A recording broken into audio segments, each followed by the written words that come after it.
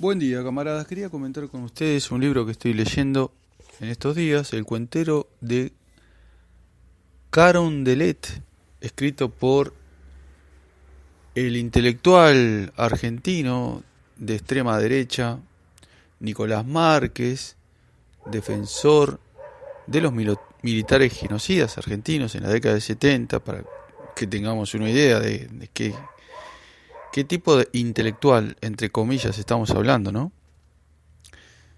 Bueno, leyendo este texto, quería compartir las primeras impresiones.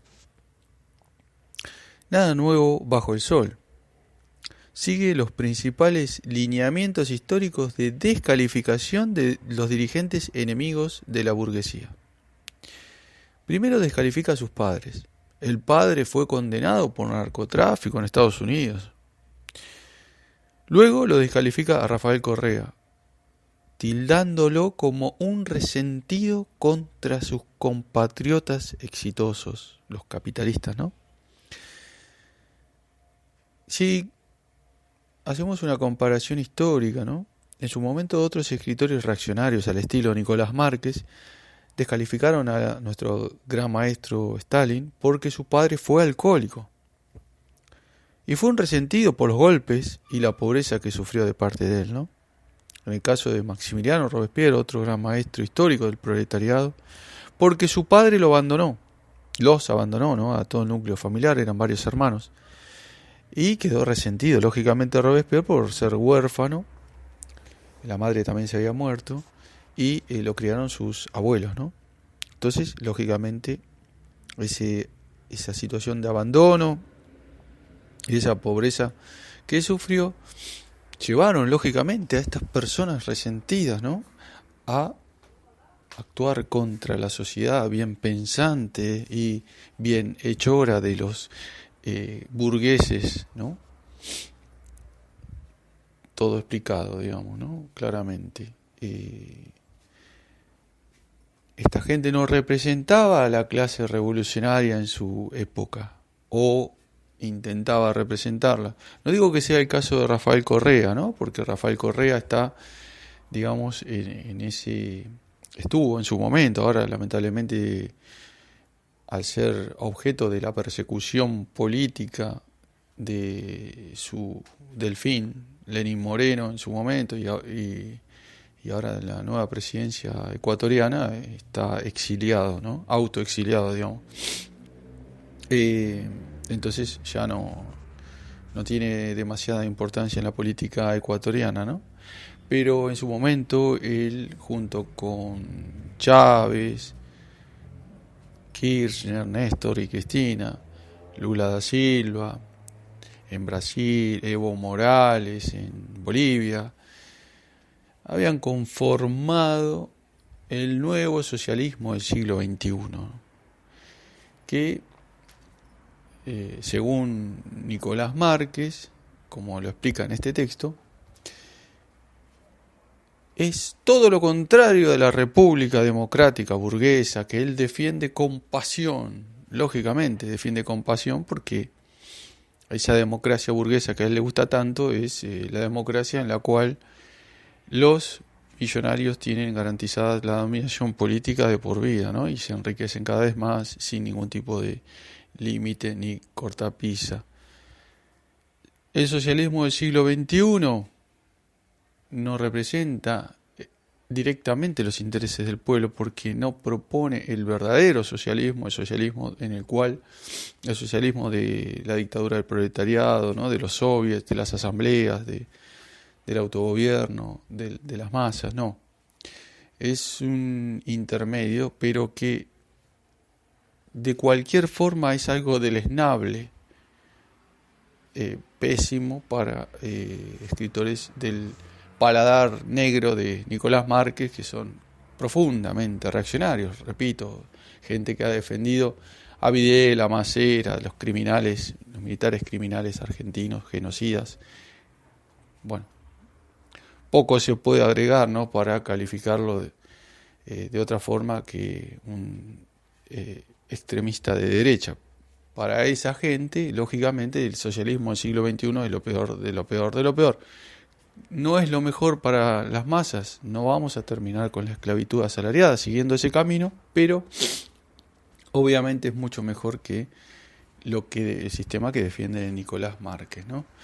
Bueno, quería hacer este pequeño podcast justamente para que veamos cómo utilizan permanentemente los escritores, burgueses, reaccionarios, utilizan permanentemente este tipo de acusaciones del tipo personal para justificar la política que han llevado a cabo dirigentes históricos muy importantes en el mundo, ¿no?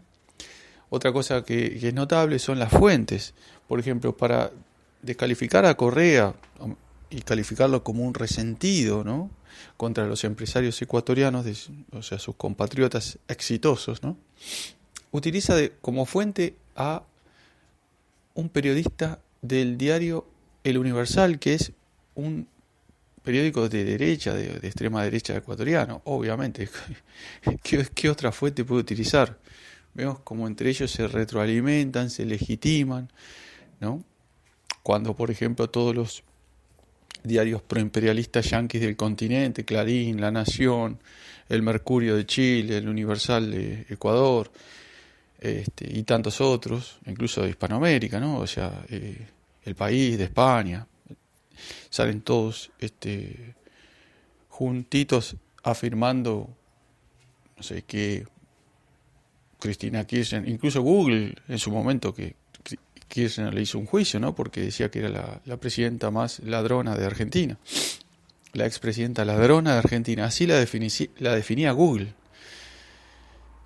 Si a eso sumamos todo el poder que tiene esta gente, ¿no?, y atacando a un dirigente político, bueno, tenemos el lawfare que denuncian con justicia estos dirigentes, ¿no?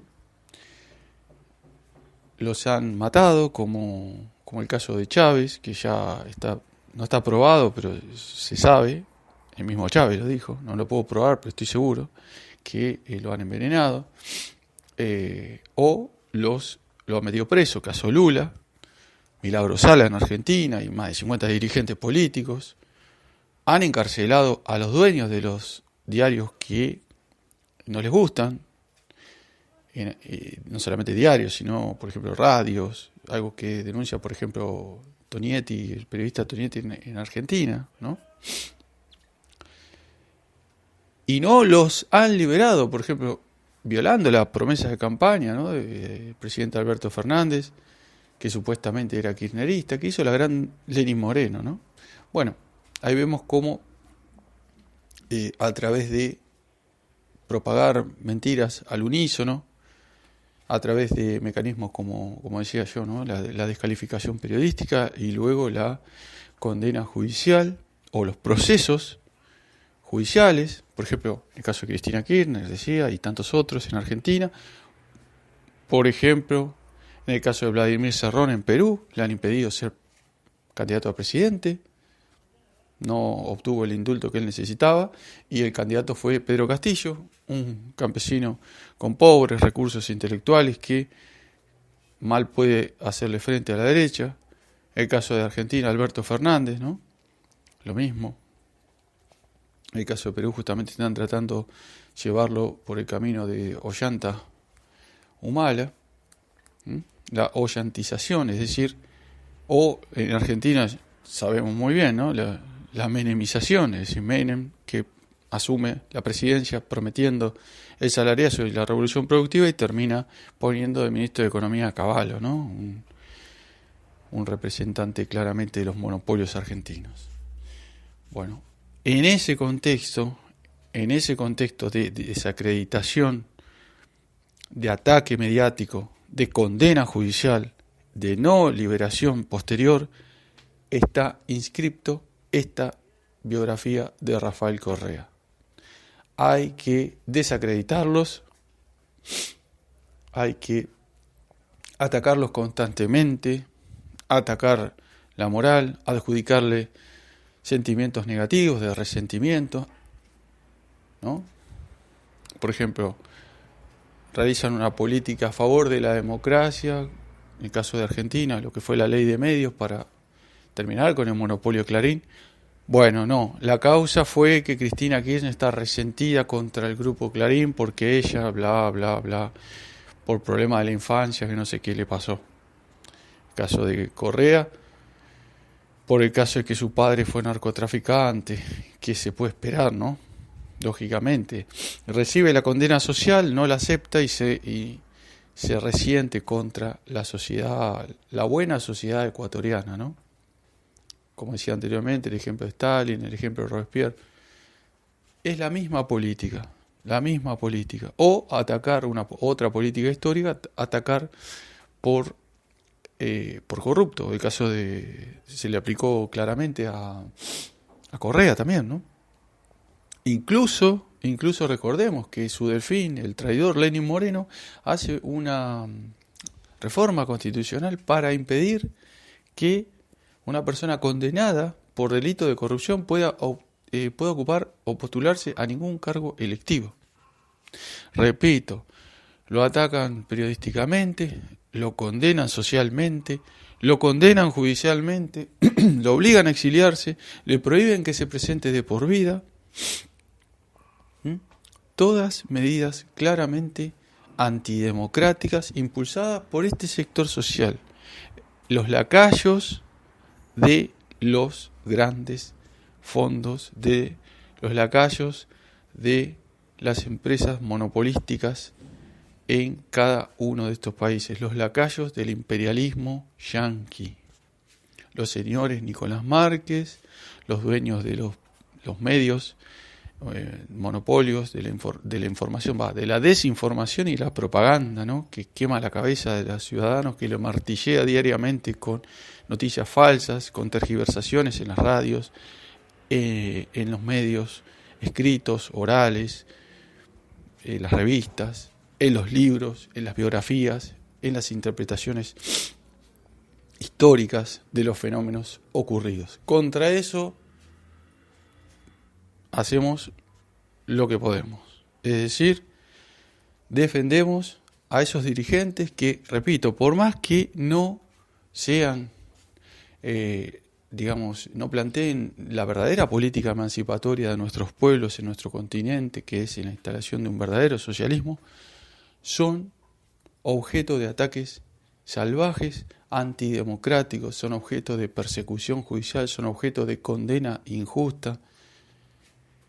Muchas veces efectivamente han cometido actos de corrupción, pero que esos actos de corrupción han sido magnificados por estos lacayos del imperialismo yanqui con fines políticos. Es decir, no lo condenan por corrupción, sino que utilizan la corrupción para condenarlos, para sacarlos del juego político, como hizo en su momento el señor Gerardo Morales, aliado de Mauricio Macri, gobernador de Jujuy, que se sacó de encima a Milagro Sala, una opositora política a sus prácticas del tipo medieval, oscurantistas, profundamente antidemocráticas de este Gerardo Morales, que, como por ejemplo Larreta y Vidal de su propio partido político, o los ahora nombrados Mansur, Insaurralde, Massa, son del partido de centro, ese partido en el que confluyen los dos partidos que supuestamente constituyen una grieta. ¿Qué grieta? Por favor, si están de un lado y del otro, están cogobernando hace 6 años en Argentina de una forma profundamente antidemocrática, endeudando al pueblo. Se votaron, cuando uno estaba en la oposición, las leyes que necesitaba el macrismo para endeudar a la Argentina, y ahora, cuando están en el oficialismo, pagan religiosamente la deuda contraída por Macri, la que ellos mismos ayudaron a aprobar. O sea, desde un punto de vista político son coherentes. Claro, siguen la misma línea, la línea de que lo pague el pueblo, que el pueblo pague, que el pueblo, no solamente los argentinos que viven hoy, sino los del futuro, paguen las cosas que ellos han hecho. Bueno, en ese marco se escribe esta basofia literaria, pero muy útil a nivel político, del señor Nicolás Márquez. Venceremos, camaradas.